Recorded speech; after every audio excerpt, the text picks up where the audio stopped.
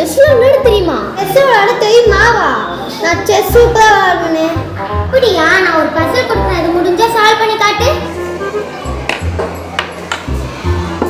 Lanes அப்ப matter salt water ராகேஷோட கிங்க ஈஸியா செக்மேட் பண்ணிடலாம்.